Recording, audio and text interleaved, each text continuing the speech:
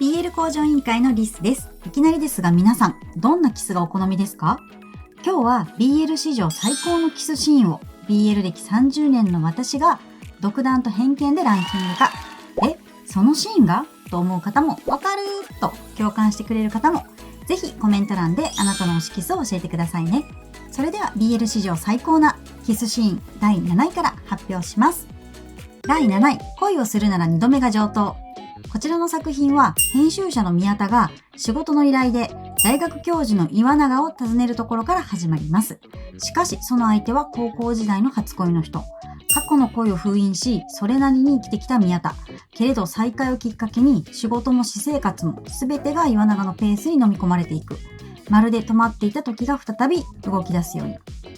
今回ランクインしたのは第4話の告白合戦キス。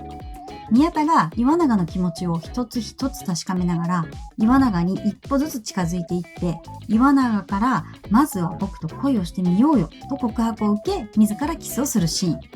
宮田が岩永に自分への思いがどれくらいあるか自分と対等であるかを見極めるために岩永に問いかけていくんですがこじらせ感があって可愛いんです。このシーンはぜひ映像で確かめてほしいところです。個人的には先輩役の古谷さんの渋い声で優しく受け答えしている様がたまりませんでした。続いて第6位はコスメティックプレイラバー。仕事熱心なメンズ美容部員間宮夏目。そして生意気だけど実力のある後輩佐橋東馬。仕事を通して互いを尊敬し成長していくうちにいつしか恋が芽生えていく物語。今回ランクインしたのは第5話の仲直りキス。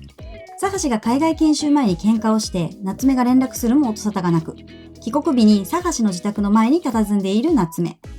お互いに気持ちをぶつけ合って仲直りのキスから何度も唇を重ね合わせるシーン。視聴の際はお気をつけください。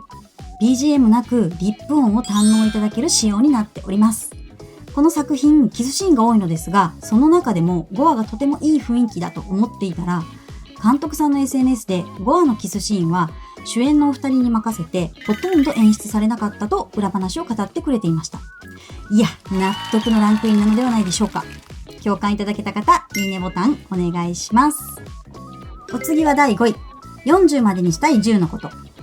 10年以上恋人がいないアラフォー会社員十条すずめ。40歳の誕生日を目前に40までにしたい10のことリストを作成。ところがそのリストを10歳年下のイケメン部下、田中圭氏に見られてしまいます。そこから2人は一つずつリストを叶えていくことに。年の差や上司部下という関係を超えて少しずつ惹かれ合っていく。そんな穏やかで優しい大人のラブストーリー。今回ランクインしたのは第6話のおでこキス。すずめの家で運動後のご褒美と称してケーキを食べているとき、抑えきれない思いが溢れ、圭氏がそっとツバメを抱き寄せておでこにキスするシーン。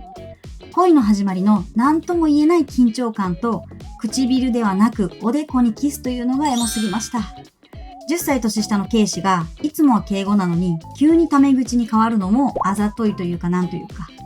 ランキングの中で最年長カップルなだけあっておでこで満足度上げてくるのもさすがです。さてここまでの順位皆さんはどう感じましたか？それでは次の順位第4位です。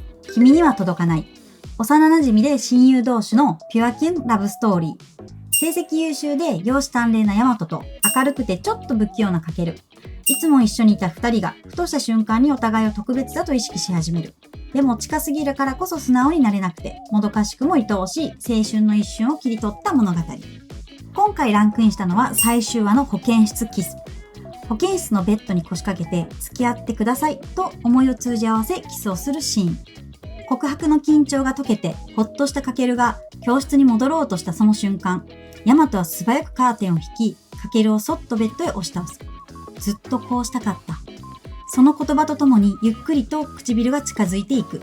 まさに青春のきらめきと切なさが詰まった青春 BL。保健室×学ランイコールボーイズラブ。この方程式が完璧に成り立った作品でした。第4位なのかと思うところもありますが、1位から3位が強すぎるんです。それでは第3位に行きましょう。未成年、未熟な俺たちは不器用に進行中。他人に無関心な優等生水瀬と破天荒な問題児昼川。正反対の男子高校生2人が互いの秘密を知ったことで関わりを深め、初めての感情に戸惑いながらも人間として成長していくラブストーリー。今回ランクインしたのは第4位、アイスキス。高校の宿泊学習の日、風邪をひいた水瀬は部屋で一人で休んでいると、アイスを持って見舞いに来た昼川から、人に移すと治るらしいと囁かれ、キスをされるシーン。ここで使用されるのが2つ割れアイスでソーダ味なんです。勘のいい方ならお気づきですよね。そうです。昼川やってくれました。ソーダ味に染まった青い舌をまるでちょっと挑発するように見せてくるんです。子供っぽい仕草なのに大人の色気が漂ってきて、高校生やろがいって突っ込みながら役者さんのプロフィール検索してました。当時25歳。あの色気も納得ですよね。さあ、いよいよ残すところは2位と1位。第2位、美しい彼。大学4年生になった平と新人俳優として日々奮闘する清居。二人は同棲生活を送りながら互いの距離を少しずつ探っています。平の信仰にも似た偏愛は相変わらず。一方の清居は普通の恋人としての関係を望みつつも心のすれ違いに悩む日々。そんな中、平は清居に知られないようにこっそり追っかけを始めてしまいます。大学卒業が近づくにつれ、就職や将来への不安の中で二人が見つける答えとは。日本の BL の歴史を変えた男たちの考察動画でも紹介したあのカップルが再び登場です。ぜひそちらも合わせてご覧くださいね。今回ランクインしたのは最終話チョコキス。清居が平にチョコを食べさせ、10秒にも及ぶ濃厚なキスを交わすシーン。甘すぎてまるでチョコレートのようにとろけてしまいそうです。写真家の下でアシスタントとして働き始めた平。珍しく夢を語る彼に、清居はおめでとうと言ってアヒル隊長とチョコが入った小箱を手渡します。その優しさに感激する平を見つめる清居の眼差し。バレンタインの魔法に背中を押されるように、清居がチョコを口に運ぶとたまらず平が清居にキス。大人とも言えず子供でもない。そんな二人が放つ危うくて美しい色気にノックアウトです。栄えある第1位は体感予報。人気気象予報士の瀬ヶ崎瑞希と崖っぷちのエロ漫画家棚田陽。そんな正反対の二人が一つ屋根の下で同居するところから物語は始まります。陽が衣食住の面倒を見てもらう代わりに瀬ヶ崎の言うことを全部聞くという契約関係。でも公の場では爽やかで完璧な瀬ヶ崎が家ではまるで暴君のように振る舞う。支配と依存の間で揺れる二人の不器用な両肩思いの物語。今回ランクインしたのは第7話雨の中でのキス。俺様の瀬ヶ崎が陽への独占欲を抑えきれずに爆発させるシーン。雨の中、洗濯物を取り込んでいる陽がどこかへ行ってしまったと勘違いした瀬ヶ崎は屋上で彼を見つけた瞬間、思わず抱きしめて、俺はお前がいねえとうまく呼吸ができねえんだよとキスをするんです。もうこのシーンめちゃくちゃエロい。外見は完璧な瀬ヶ崎が陽にだけ見せるブラックで口の悪い本性。キスの時、首を手でホールドして逃がさない感じもまさに俺様攻めで最高でした。実はこの作品、キスシーンがなんと9回も登場するんです。ほぼ毎話キスしてるんですよね。その中から選ぶのは本当に難しかったんですが、やっぱりあの雨のシチュエーションは強かったです。